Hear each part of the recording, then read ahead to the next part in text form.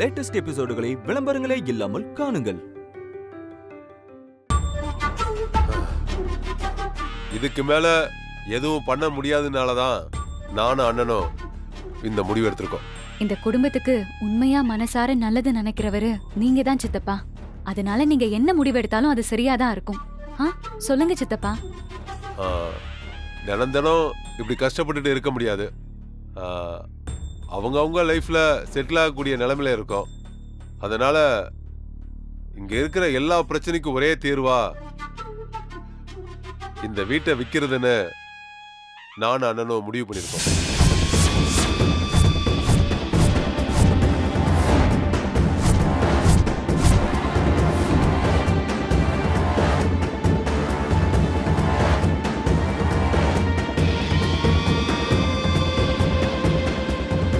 இந்த முடிவை எடுத்துட்டு தானே எல்லா பிரச்சனையையும் உருவாக்கிட்டு இருக்கீங்க. இப்ப வந்து பிரச்சனைக்காக வீட்டை விக்கிற மாதிரி நடிக்கிறத பாரு. என்ன தம்பி சொல்றீங்க? பிரச்சனை இருக்குதா? அதுக்காக குடியிருக்கிற வீட்டையே விக்கணுமா? அது எப்படிப்பா? அம்மா, சொந்த வீட்ல பட்னியா கிடந்து சாக சொல்றியா எல்லாரையும்? வீட்டை வித்துட்டு வாடகை வீட்டுக்கு போய் நிம்மதியா வாழ்ற வழிய பாக்குறதா நம்ம எல்லாருக்கும் நல்லது சொல்லிட்டேன். என்ன ராதிகா? அதானே, நாமளே நம்ம வாழ்க்கைய பாத்துக்கணும்னா அதுக்கு எதுக்கு இங்க உட்கார்ந்து இருக்கணும்? இங்க பாருங்க, இந்த வீட்டை வித்து அவங்க பங்கை கொடுத்துட்டா எல்லாருக்கும் ஒரு நல்ல தொகை கிடைக்கும். எல்லாரும் அவங்க வாழ்க்கைய பாத்துக்கிட்டு அவங்க ஆயுசுக்கு நிம்மதியா இருக்கலாம்ல. ஓ, இதான் நீங்களும் உங்க அண்ணாவும் எடுத்துக்கிற முடிவா? ஏன் இந்த முடிவுக்கு என்ன? எப்படியும் நீ எதையும் பாத்துக்க போறது இல்லைன்னு தீர்மானமா இருக்க. இத பத்தி நீ பேசாத. நான் எல்லாத்தையும் பாத்துக்கிறேன்னு சொல்லி திடீர்னு நீ பாட்டு முடியாதுன்னு சொல்லிட்டல, அப்படியே இரு. இங்க பாருங்க, இந்த வீட்டுல நீங்க இருந்தாலும் இல்ல இதை வித்தாலும் எனக்கு எந்த பிரச்சனையும் இல்ல. எனக்கு என்னோட தொழில் இருக்கு, வருமானம் இருக்கு. இந்த வீட்டை விக்கணும்னு சொல்றதுக்கு முக்கிய காரணமே உங்க எல்லாருக்காக தான். எல்லாரும் முழு மனசை ஒத்துக்கிட்டாதான் இது நடக்கும். இப்ப இந்த வீட்டை விக்கிறதுக்கு உங்க எல்லாருக்கும் சம்மதம் தானே? ஏன்னா உனக்கு சம்மதம் தானே? எனக்கு சம்மதம் தான். எனக்கும் சம்மதம் சித்தப்பா. எனக்கும் சம்மதம் சித்தப்பா. எனக்கு எதா இருந்தாலும் ஓகே தான் சித்தப்பா.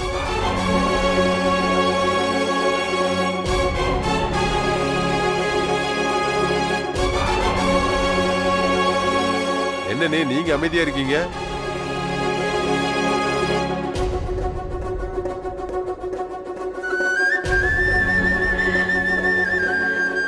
சம்மதம்.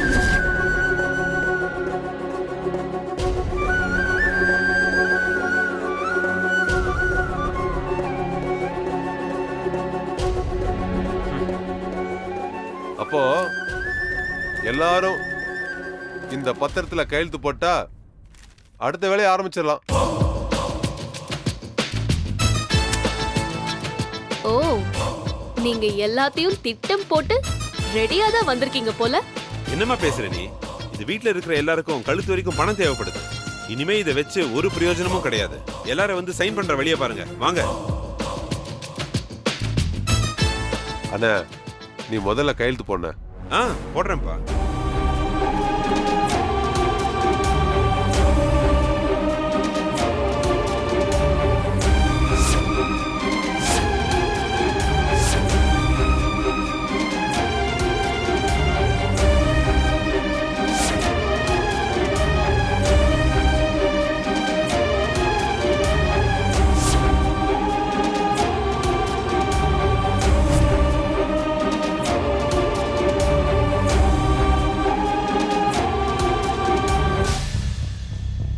என்னம்மா மகாராணி, வீட்டுல இருக்கிறவங்க எல்லாம் கையெழுத்து போட்டாங்க.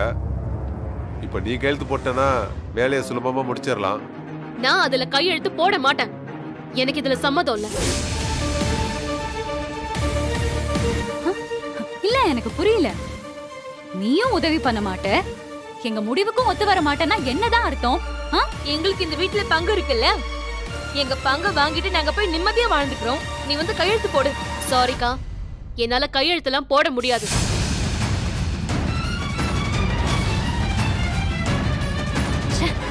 ஆனா ஊனா ரூம்க்கு ஓடிடுவா, யாரும் எதுவும் கேட்க முடியாது.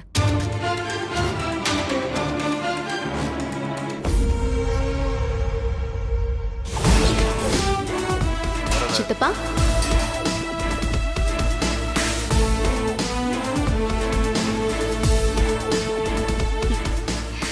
என்ன சித்தப்பா, ரொம்ப நாளா போட்டு வச்சிருந்த திட்டத்தை நிறைவேற்ற பெர்ஃபெக்ட்டான டைம் கிடைச்சிருக்கு போல இருக்கு.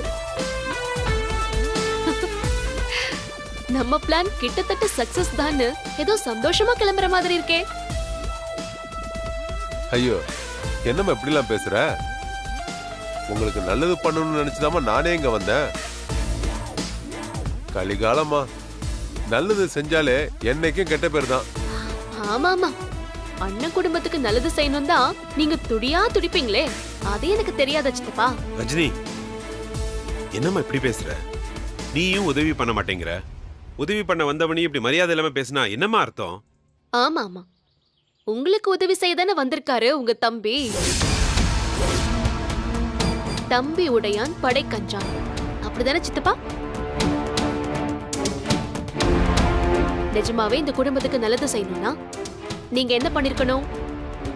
ரஜினி இவ்ளோ நாள் குடும்பத்தை பாத்துக்கிட்டா, இப்ப அவளுக்கு வேலை இல்ல.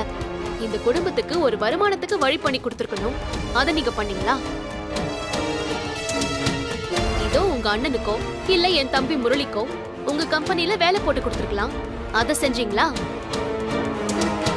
இல்லையா அக்கா சங்கரி கிட்ட சொல்லி இந்த குடும்பத்துக்கு மாசம் உங்க பங்குன்னு ஒரு அமௌண்ட் கொடுங்கன்னு சொல்லிருக்கணும். அத சொன்னீங்களா? அதே மாதிரி ராதிகா கிட்ட நீ இங்க சந்தோஷமா இருக்கலாமா, ஆனா உன் மெடிக்கல் செலவெல்லாம் உன் புருஷனை பாத்துக்க சொல்லுன்னு சொல்லிருக்கணும்ல. அத சொன்னீங்களா? ஒரு பொறுப்பான பெரிய மனுஷனா இது எதுவுமே செய்யாம பருப்பு வாங்க காசு இல்லாததுல ஒரு பிரச்சனைன்னு வீட்டை விக்கணும்னு வந்து நிக்கிறீங்க அண்ணனும் தம்பியும். இதுதான் நீங்க செய்யற நல்லது இல்ல? இங்க எங்களுக்குள்ள 1000 பிரச்சனைக்கு நாங்க அடிச்சுக்கிட்டு நின்னாலும் இன்னும் நாங்க பிரியாம இருக்கிறதுக்கு ஒரே ஒரு காரணம் இந்த வீடுதான். இந்த ஆணி வேறையே அசைச்சு பார்க்க நினைச்சிட்டீங்கல்ல சித்தப்பா? ரஜினி, என்ன சித்தப்பா, வீடுனா உங்களுக்கு அவ்வளவு லேசா போச்சா? வீடுனா வெறும் கல்லு மண்ணு நினைச்சிட்டீங்களா? இந்த வீட்டுல தான் என் அம்மாவும் இவரும் ஒன்னா வாழ்ந்திருக்காங்க. இவரை விட்டுட்டு போன அப்புறம் இவரையே நினைச்சுக்கிட்டு இந்த வீட்டு சுவத்துல சாஞ்சுதான் என் அம்மா காத்துட்டு இருந்தாங்க. ஏன் நாங்க ஒவ்வொருத்தரும் இங்கதான் பிறந்திருக்கோம். எங்க கைய பிடிச்சு நடக்க கூட இதோ இவர் இல்ல. இந்த வீட்டு திண்ணைய பிடிச்சுதான் நாங்க நடந்திருக்கோம். இது வெறும் வீடு இல்ல சித்தப்பா, எங்க குடும்பத்தோட சிரிப்பு, கண்ணீர், அன்பு, பாசம், கோபம் எல்லாத்துக்கும் சாட்சியா நிக்கிற ஒரு அடையாளம். எங்களையும் எங்க வாழ்க்கைய பத்தியும் எங்களை பெத்தவரையும் உங்களையும் விட இந்த வீட்டுக்கு நல்லா தெரியும். கடைசியா சொல்றேன், அம்மா, அக்கா, ராதிகா, முரளி, திவ்யா இவங்க எல்லாம் எனக்கு எப்படியோ அப்படிதான் இந்த வீடும். சொந்த வீட்டை விட்டுட்டு போய் எங்கேயோ அகதிங்க மாதிரி நாங்களும் வாழ மாட்டோம். இந்த வீட்டையும் யார்கிட்டயும் விட்டு கொடுத்துட்டு போக மாட்டோம். ஏய் நிறுத்துமா, நானும் பாத்துட்டு இருக்க, ரொம்ப ஓவரா பேசிட்டு இருக்க. இங்க பார், பத்திரத்துல எல்லாரும் கையெழுத்து போட்டாங்க, நீ மட்டும்தான் கையெழுத்து போடல. அந்த கையெழுத்தையும் எப்படி வாங்கணும்னு எனக்கு தெரியும். உன் கண்ணு முன்னாடியே இந்த வீட்டை வித்து காமிக்கிற, பாக்குறியா? பாக்கலாமே சித்தப்பா, முடிஞ்சா வித்து காட்டுங்க.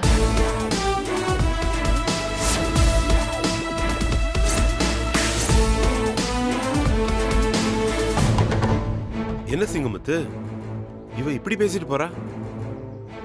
பார்த்தல, இதுதான் ஒரிஜினல் ரஜினி. வீட்டுக்கு எந்த உதவியும் செய்ய மாட்டேன்னு அவ சொல்றதெல்லாம் நாடகம்னே. அவ வேற ஏதோ திட்டம் வச்சிருக்கா. அட, அவ திட்டம்லாம் இருக்கட்டும்பா. இப்ப நம்ம திட்டத்துக்கும் சேர்த்துல அவ ஆப்பச்சிருவா போல இருக்கே. அதெல்லாம் ஒண்ணும் பண்ண முடியாது. அவ கையெழுத்து இல்லாம இந்த வீட்டை விற்க முடியாதுடா. என்ன பண்ணுவ? என்ன பேசிட்டு இருக்க நீ? அதெல்லாம் ஈஸியா வித்துடலாம். ஆனா வீட்டை வித்து பங்கு பிரிக்கும் போது ஒரு பங்கு எக்ஸ்ட்ரா பிரிக்க வேண்டியது வரும். அது உனக்கு ஓகேனா சொல்ல.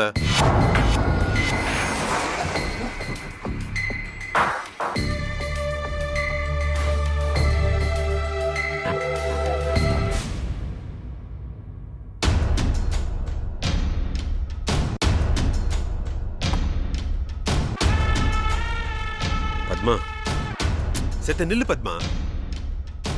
நான் உன்கிட்ட கொஞ்சம் பேசணும். என்கிட்ட பேசணுமா? நாம பேசுறதுக்கு என்ன இருக்கு? இன்னைக்குதான் நான் இந்த வீட்ல இருக்கேன்னு உங்களுக்கு கண்ணுக்கு தெரிஞ்சுதா? இந்த பாரு பத்மா, இந்த குடும்பத்துக்கு நான் என்னைக்குமே உண்மையா இருந்ததே இல்ல. அது தப்புதான். ஆனா நான் கூட நான் உண்மையா தானே வாழ்ந்தேன். நீ எப்ப பார்த்தாலும் அவங்களுக்கு வீடு இருக்கு, என் பிள்ளைங்களுக்கு ஒண்ணு இல்லன்னு சொல்லி சொல்லி இந்த வீட்டை வித்து பங்கு கொடுங்கன்னு என்ன கூட்டிட்டு வந்த. என் மனசுல இந்த வீட்டை வித்து பணம் புரட்டணும்னு ஆசை விதைச்சதே நீ தானே. தயவு செஞ்சு நீ இப்ப எனக்கு ஒரு உதவி பண்ணணும். நீங்க என்ன வேணும்னாலும் சொல்லிக்கோங்க. இந்த வீட்டை விக்கணும்னு இவதான் என்ன இங்க கூட்டிட்டு வந்தான்னு நீங்க ரஜினி கிட்ட வேணா கூட சொல்லுங்க. ஆனா நான் உங்களை நம்பவும் மாட்டேன், உங்களுக்கு எந்த உதவியும் நான் செய்யவும் மாட்டேன். வேணாம் பத்மா, நீ என்ன நம்பவே வேண்டாம், எனக்காக எதையும் செய்யவும் வேண்டாம். ஆனா உனக்கு ஒரு 50 லட்சம் கிடைக்கும்னா செய்வல்ல?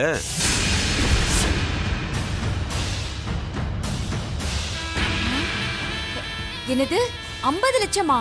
ஆமா, 50 லட்சம் தான். பெரிய பொண்ணு பேர்ல 25 லட்சம், நம்ம சின்ன பொண்ணு பேர்ல 25 லட்சம் போட்டு வச்சா உனக்கு எந்த பிரச்சனையும் இல்லல்ல?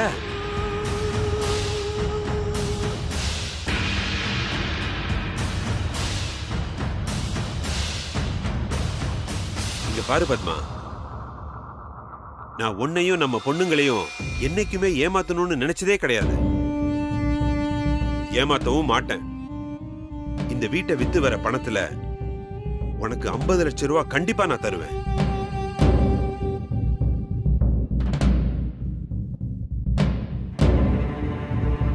பத்மா, நீ ரஜினிய முழுசா நம்பிக்கிட்டு இருந்தா இன்னைக்கு இந்த வீட்ல இருக்கிறவங்களோட நிலைமை தான் நாளைக்கு உனக்கும் நம்ம பொண்ணுங்களுக்கும் வரும்.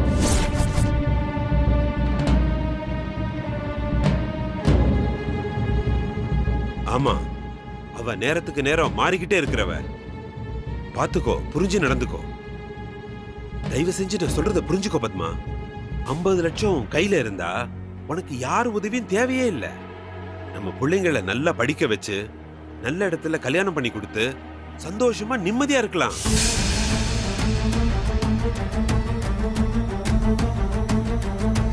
ஆனா இந்த ஆனா ஆவணெல்லாம் கிடையாது. இதெல்லாம் இந்த வீட்டை வித்தா தான் நடக்கும். அதுக்கு எல்லாரோட கையெழுத்தும் வேணும். இப்போ ரஜினியை தவிர இந்த வீட்டுல இருக்கிறவங்க எல்லாருமே கையெழுத்து போட்டாச்சு. ரஜினி கிட்ட நீ தான் கையெழுத்து வாங்கி தரணும்.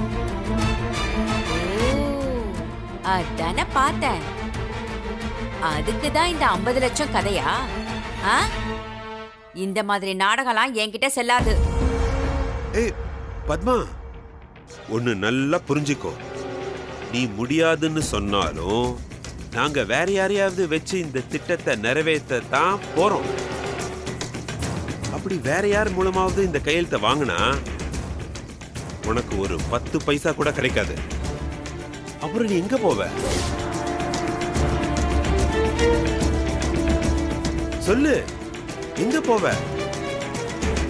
2 பொட்ட பிள்ளைங்களை வச்சுட்டு நீ என்ன பண்ண முடியும்? அந்த ரஜினி காப்பாத்துவான்னு கனவு கண்டுகிட்டு இருக்கியா? காலம் முழுக்க அவகிட்ட கையேந்தி நிக்க போறியா? சொல்லு. நீ நினைச்சா இந்த வேலையை ஈஸியா முடிக்க முடியும். அப்படி முடிச்சு கொடுத்தா கண்டிப்பா 50 லட்சம் உனக்கு.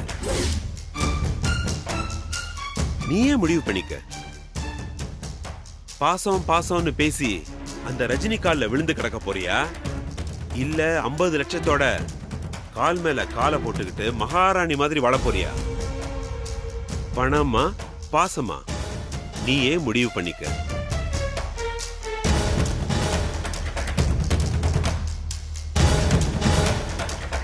ரஜினிக்கு தெரிஞ்சா அவ என்ன நினைப்பா? நானும் அவளுக்கு துரோகம் பண்ண மாதிரி ஆயிடும்ல. ஏய் என்ன பத்மா, ரஜினிய பத்தி நீ புரியாம பேசிக்கிட்டு இருக்க. எல்லாரும் தப்பு செஞ்சுட்டு நான் தெரியாம செஞ்சிட்டேன் என்ன மன்னிச்சிடு ரஜினின்னு அவகிட்ட போய் கண்ணீர் விட்டு நிக்கிறாங்கல்ல, அவளும் மன்னிக்க தானே செய்யறா. அதே மாதிரி சத்தம் இல்லாம இந்த கையில 50 லட்சம் வாங்கிட்டு ரஜினி முன்னாடி போய் நின்னு ரஜினி என்ன மன்னிச்சிடு அப்படின்னு 2 சொட்டு கண்ணீர் விட்டு அழு. 2 சொட்டு கண்ணீர் தானே. அதுக்கப்புறம் வாழ்க்கை முழுக்க சிரிச்சுக்கிட்டே தான் இருப்ப. யோசி.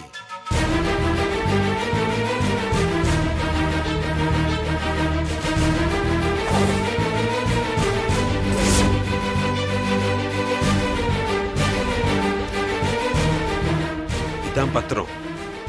ரஜினி கிட்ட எப்படியாச்சும் இதுல கையெழுத்து வாங்குற.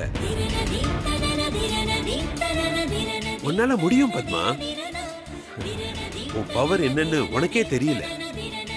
கண்டிப்பா உன்னால ரஜினி கிட்ட இதுல கையெழுத்து வாங்க முடியும். நான் முழுசா நம்புறேன்.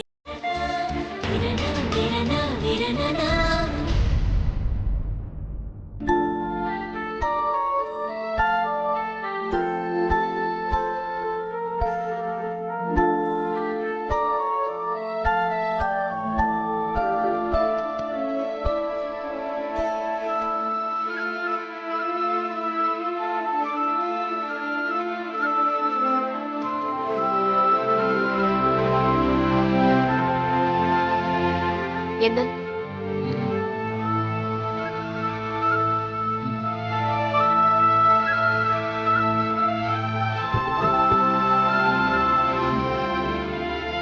இல்லையே, ரொம்ப நேரமா என்னைய பாத்துட்டு இருக்கிற மாதிரி இருக்கு.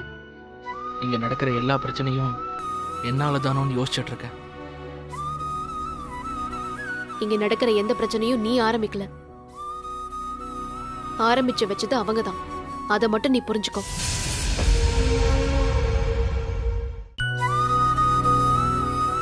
இதுக்கு முன்னாடி அவங்க எத்தனையோ தப்பு பண்ணிருக்காங்க, எல்லாத்தையும் நான் மன்னிச்சிருக்கேன். ஆனா இந்த தப்ப என்னால கண்டிப்பா மன்னிக்க முடியாது.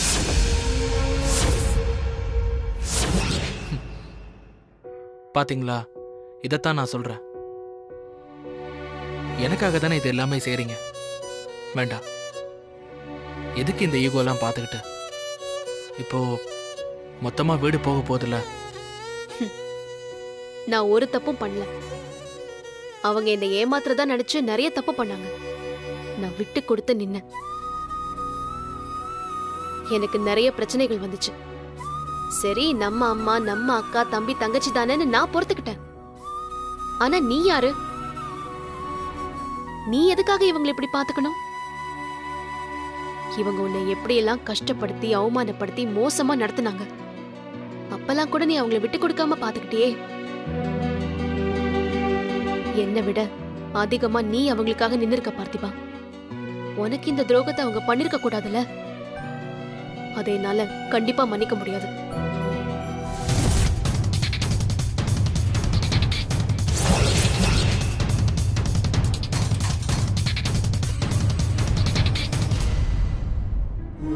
அப்போ இந்த வீட்டை முழுசா வித்துட்டு போறதுன்னு முடிவு பண்ணிட்டீங்க? அது எப்படி? ஏன் கையெழுத்து இல்லாம இந்த வீட்டை விற்க முடியாதுல்ல?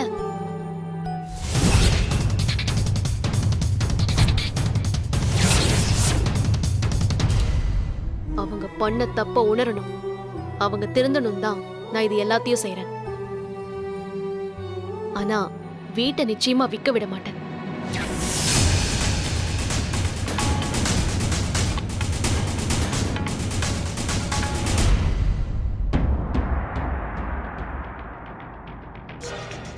ரஜினி, வாங்க பத்மாமா. பாத்திபா, டீ எடுத்துக்கோப்பா. இல்ல, எனக்கு வேண்டாம், இப்பதான் குடிச்சேன். ரஜினி, நீ எடுத்துக்கோ.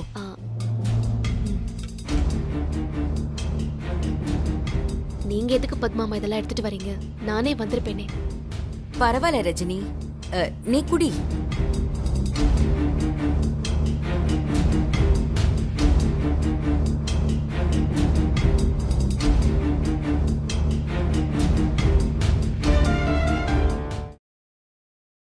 என்ன பத்மாமா? ஆ அ, இல்ல அ, அது அ, உன்கிட்ட ஒரு விஷயம் பேசணுமா? அதுக்கே இவ்ளோ யோசிக்கிறீங்க? என்கிட்ட பேசுறதுக்கு என்ன தயக்கம் உங்களுக்கு? சொல்லுங்கம்மா. அது மீனா காலேஜ்ல டிகிரியை முடிச்சிட்டா. ஆமால, அதுக்குள்ள 1 வருஷம் ஓடிடுச்சு. ஆ, ஆமா ரஜினி, அவ மாஸ்டர் டிகிரி படிக்க போறாளாம். அத படிச்சா வேலை ஈஸியா கிடைக்கும், அதுல சேரணும்னு சொல்றா ரஜினி. அதனால என்ன பத்மாமா? படிக்கணும் தானே ஆசைப்படுறா, நல்ல விஷயம் தானே, சேர சொல்லுங்க. இல்லம்மா, அதுக்கு அதிகமா ஃபீஸ் கட்டணும். வீட்ல ஏற்கனவே இவ்ளோ பிரச்சனை இருக்கு. பத்மாமா, வீட்டு பிரச்சனைலாம் நீங்க போட்டு குழப்பிக்காதீங்க. அதெல்லாம் வந்த மாதிரியே சரியா போயிடும். மீனாவோட படிப்பு இதனால பாதிக்கப்படாது. ஆ அ, அதாம்மா. அ,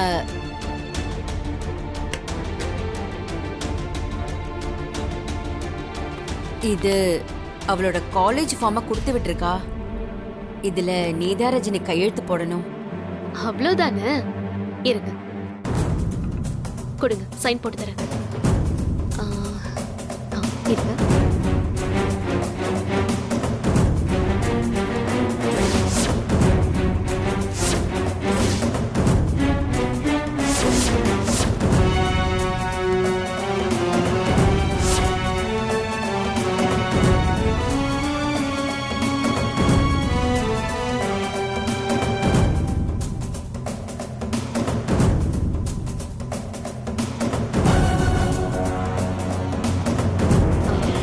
பத்மாமா,